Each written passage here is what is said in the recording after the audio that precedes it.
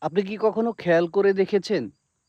যখন আপনি কোনো সমস্যায় পড়ে যান কিংবা সমূহ কোনো বিপদ আসে, সে সময়টাতে আপনি ওই সমস্যাটাকে নিয়েই চিন্তা করতে থাকেন এবং সমস্যার পরবর্তীতে কত বড় হতে পারে, ওই সমস্যা থেকে আপনার কি ক্ষতি হতে পারে, কত বেশি আপনি ভেঙে পড়তে পারেন, মানে এইদিকে আপনি চলে যান।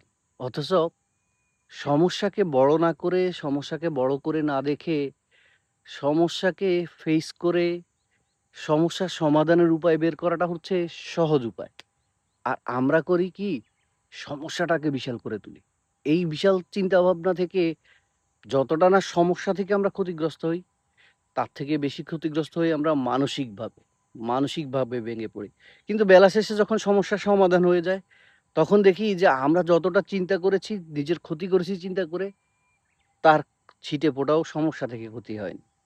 বরঞ্চ সমস্যাটা সহজে সমাধান হয়ে গেছে যেটা আমার জন্য বেটার ছিল।